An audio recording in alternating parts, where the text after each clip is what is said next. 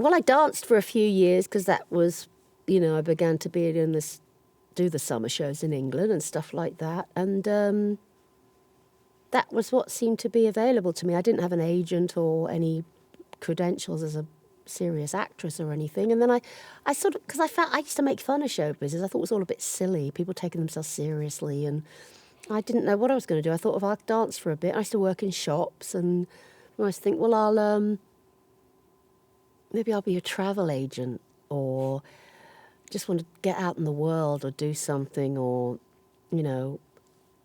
anything to get out, to travel. And then I started auditioning for things in the West End through the dance agency, and I got into a production of Grease, and I was at the role of Frenchie, and then one night a lady came backstage who was a very, very good theatrical agent called Lou Coulson, and she said to me, "Would you like to meet up?" And I thought, okay, I was with a dance agent. And she said, you need to take this more seriously, and I'd like to be your agent. And she said, but you can't keep doing all this ridiculous West End dancing stuff.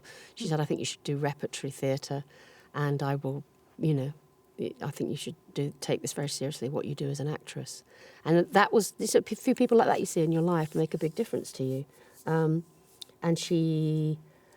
I went to do repertory theatre in Liverpool. I think I was up there for 6 months. I did a few plays up there, but just working class plays and stuff where you didn't have to be the posh person. And then I started doing things at the Royal Court in London, which really was the alternative to in the class system at that time, with the theatre of the angry young man, Joe Orton, John Osborne plays, and in that great tradition. And I was there at the right time. I met a man called Les Blair, who asked me to be in a play that was completely improvised. Was this 4 in a Million? Yes, 4 in a Million. And, oh, God, I loved that. And we just developed this play. I think they gave us 14 weeks to just wander around and he'd observed me shopping and weird stuff. And it was a very, very slow process.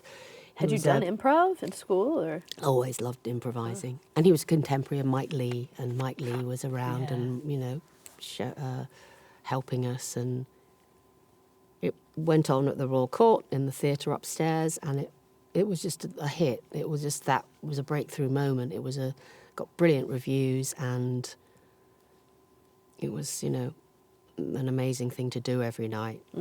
And we could always shake it up a bit and do things a bit differently. But I felt that I'd written my role, and it was based on a girl I knew very well from my dance days who was shocked that they hadn't just cast her, because she came along and saw her. I don't think I even changed her name. She went, I don't understand, why am I not in it? Why is it you?